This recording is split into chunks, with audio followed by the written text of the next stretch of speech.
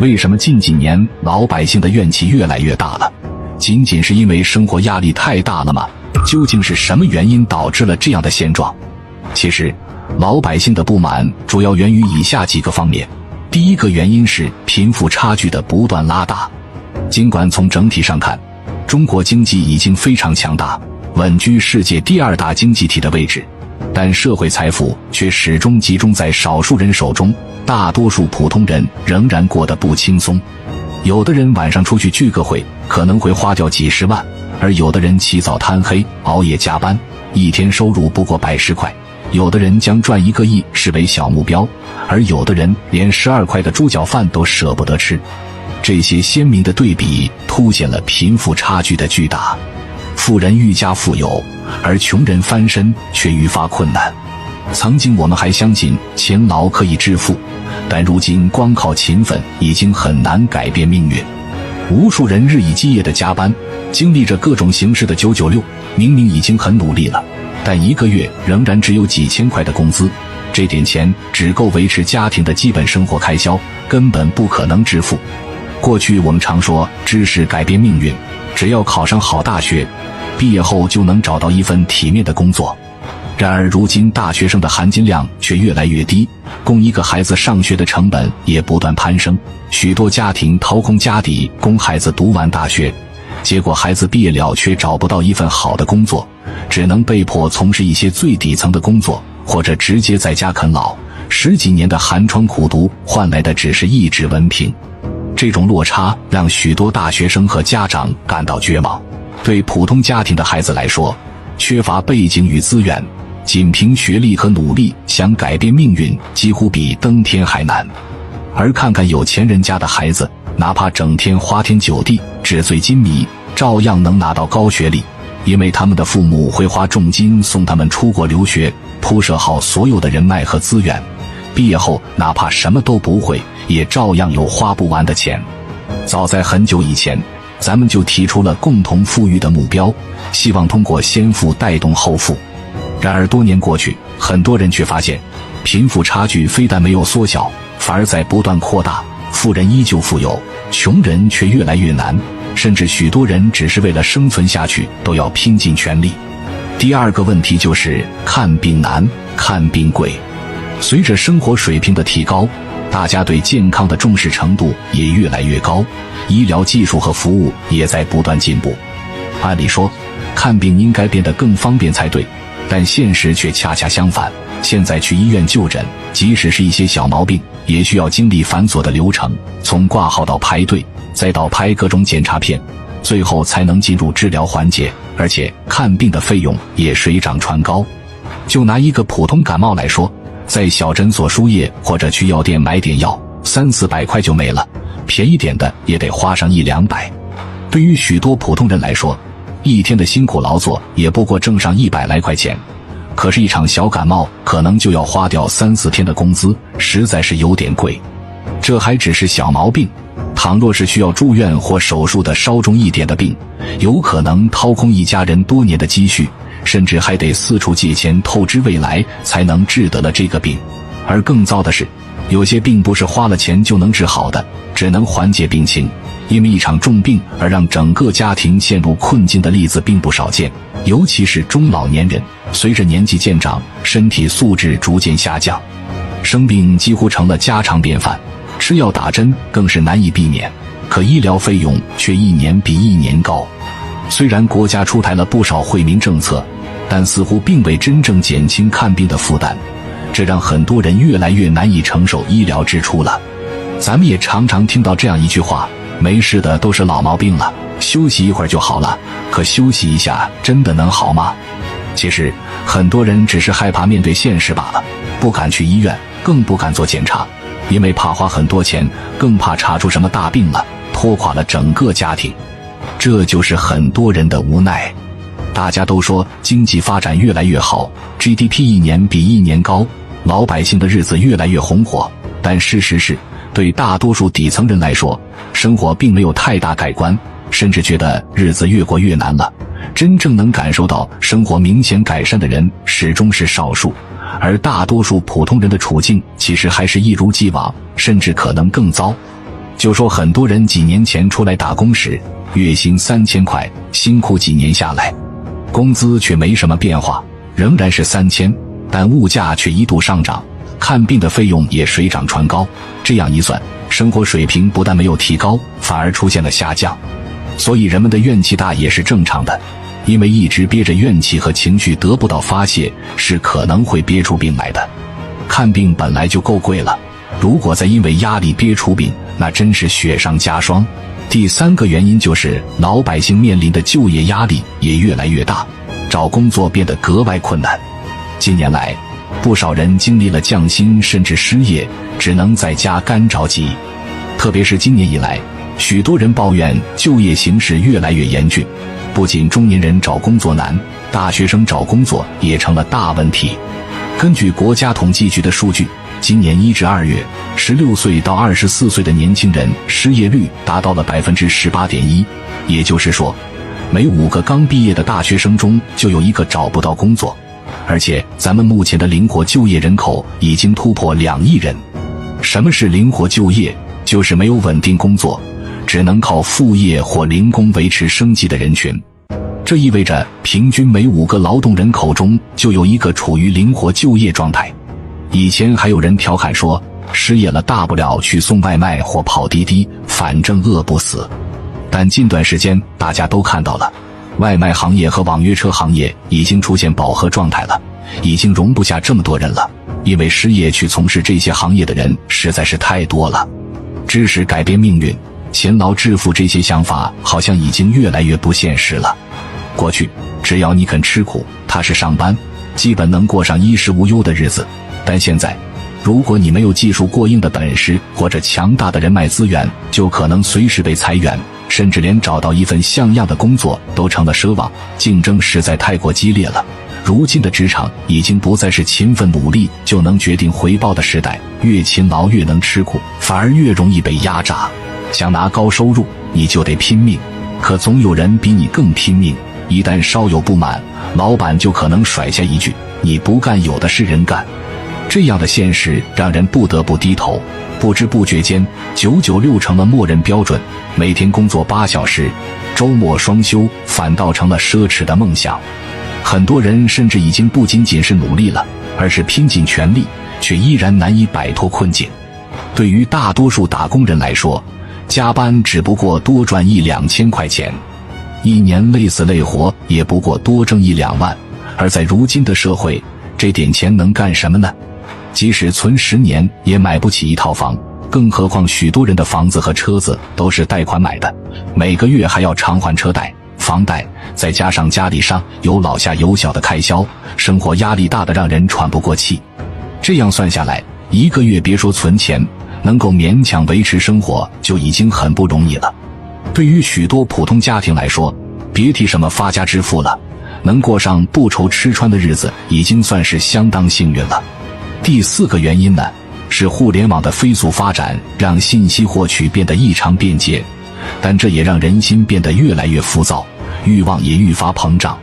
许多人在踏入社会前，总觉得自己与众不同，是天命之子，认为只要进入社会就能闯出一片天地，理想很丰满，现实却异常骨感。很多人步入社会以后就开始发现，其实自己只是一个普通人，这个社会也不是光靠努力就能混得很好的。步入社会的时间越长，就越觉得自己啥也不是，就慢慢的对生活失去信心了。每当遇到挫折与困难，那种深深的无力感就会涌上心头，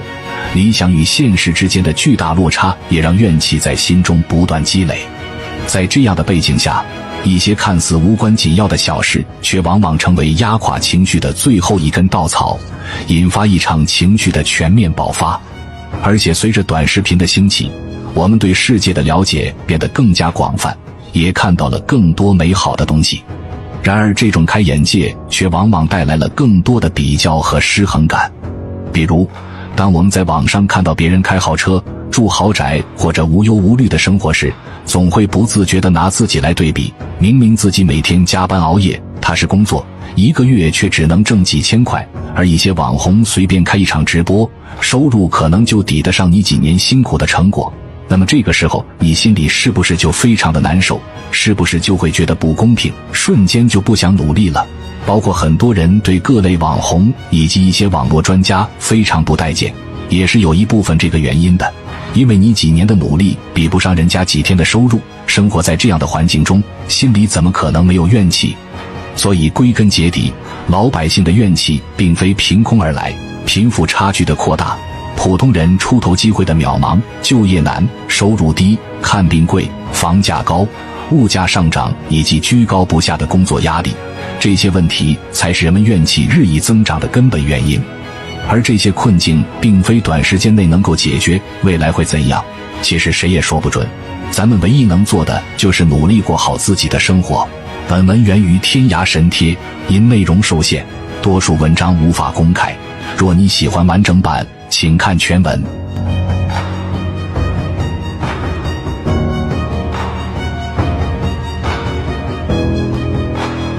现在的大部分人为什么都对当今的社会感到不满呢？我大概总结了一下，其实关键就是这3个原因，尤其是最后一个才是决定现在的人们对社会不满的重要原因。我们现在生活在这样的快节奏当中，生活压力呢也是越来越大，于是就有许多的人对当今的社会感到不满，整天抱怨。不知道你有没有这样的感觉，就是觉得活得太累了，根本就体会不到生活的乐趣，每天为了一日三餐而到处奔波，日子过得也是一塌糊涂。这个时候可能会有人说，你之所以过得不好，生活不幸福，那就是因为你太懒，不够努力。事实真的是这样吗？其实不然。如果努力就能够发家致富的话，那最有钱的应该是农民。虽然咱们现在国家发展的越来越好，我们现在的生活水平确实提升了不少，可是现在人们的幸福指数却是越来越低。我记得我小的时候，那个时候缺衣少食，能够吃上一顿饱饭就已经很满足了。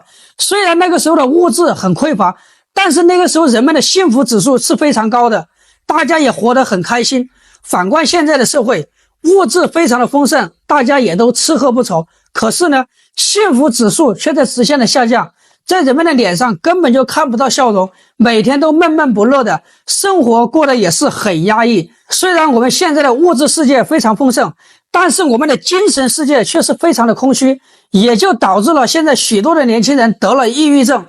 据相关数据显示，我们国家每年有9500多万的人得抑郁症，有28万多的人自杀，其中40%的人是因为抑郁，这真的是太可怕了。为什么现在会有那么多的人得抑郁症呢？甚至会轻易的结束自己的生命？其实这都是对社会不满的表现。以下的3个原因才是人们对社会不满的关键因素，特别是最后一个，真相实在是太扎心了。那第一个就是贫富差距太大，现在的社会出现了这样的一个现象，那就是有钱的越来越有钱，没钱的越来越没钱，穷人不管怎么努力，始终还是个穷人。这其中或许有一些个人原因存在，可是不管怎么样，穷人想要翻身真的是太难了。不是我们不努力，而是我们出身低微，一些好的机会根本就轮不到我们，也就让我们失去了许多翻身的机会。反观一些有社会关系的人，轻而易举的就能获得好的资源和机会，也让他们能够快速实现财富自由。我们普通人辛辛苦苦一年下来几万块钱的存款都没有，一些坐办公室的整天喝茶聊天，每天工作8小时，轻轻松松月入过万，一个月的工资可能就能够抵得上我们普通人1年的收入，这让我们的心理落差得有多大？如果真的是靠自己的本事吃饭的话，那无可厚非，我们不会有什么怨言。可是现在许多的人都是通过关系走后门，简直就是滥竽充数，这也让许多的底层人民对这种社会现象感到不解。这第2个原因就是现在各行各业内卷太严重，就业压力大，许许多多的人感到无比的痛苦，也让许多的人选择了躺平，整天躺在家里打游戏，无所事事，在家里啃老，直接是扭曲了很多人的三观。特别是经历了几年的疫情之后，各行各业都遭受到了严重的打击，各地的经济恢复非常的缓慢，行业内卷也非常的严重，许多的企业也面临着倒闭，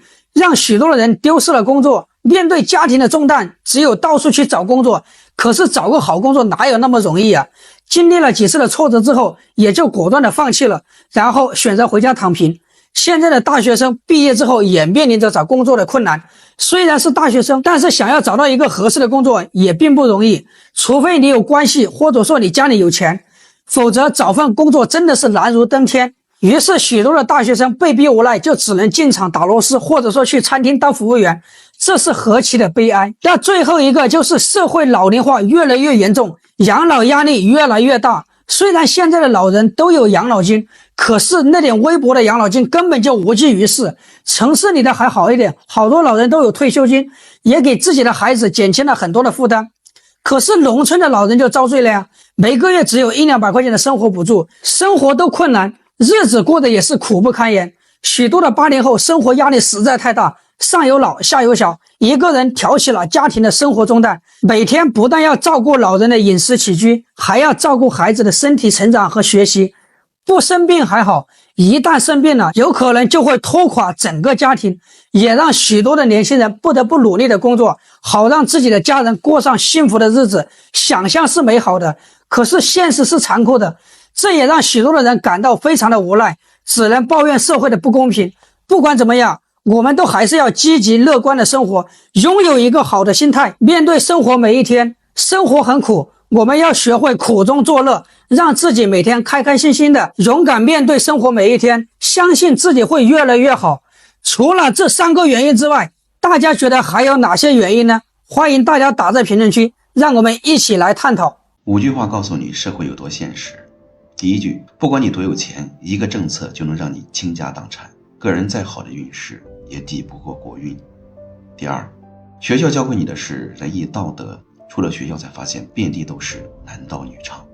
第三，想知道社会是什么颜色吗？出去借钱求人办事，瞬间秒懂，根本用不着读书看报。现在的书籍不骗人不出版，现在的报纸除了日期别的都是虚的。是世道变了吗？不是，再过几千年几万年还是这个样。第四，22岁的时候你遇到了一生的挚爱，可现实是你一个月只有2800。25岁你月入8200，可惜这个女孩怀里已经抱了2个娃，赚钱要趁早。第五，你要做什么事不要告诉任何人。亲戚朋友不会嫉妒比他有钱的人，他们只会嫉妒你比他有钱。这里是节约的会，关注我，少走弯路不踩坑。你们说这个社会到底是怎么了？老百姓缺钱，政府缺钱，银行缺钱，地方缺钱，国企缺钱，民企缺钱，卖房子的缺钱，买房子的也缺钱。那去掉一部分的未成年人，再减掉那些老年人，几乎所有的人都缺钱。都说我们国家的经济发展是越来越好了，那为什么我们口袋里的票子却越来越少了呢？高楼大厦盖了一栋又一栋，却没有一个属于我们自己的家。现在时代物价飞速上涨，没人吭声；看不起病没人吭声，上学难没人吭声，空气污染、水污染没人吭声，食品不安全没人吭声，有人辛苦1年颗粒无收没人吭声。但是一见有人站出来说句真话，就会被群起而攻之。连自己的权利都不敢争取的群体，看到别人争取却坐不住了，恶言相向。这就是人心，这就是现实。你一个打工的谈什么公平哦？那些规章制度啊，都是强者制定的。你要么努力成为强者，要么拼命的忍着，这就是现实社会。起点都是娘胎，终点呢都是棺材，中间的呢就是人生。钱就是通行证，如果你有钱，规矩是可以变通的；如果你有权，规矩是可以为你服务的；如果你既没钱也没权，那么规矩啊就是为你量身定制的。社会的本质就是人吃人，公平这2个字啊，那是说给弱者听的。慈不掌兵，义不养财，情不离世，善不为官。在这个世界上啊，除了贫穷和衰老毫不费力，其他想要的呀都要拼尽全力。既然没有躺赢的命，那就站起来奔跑吧。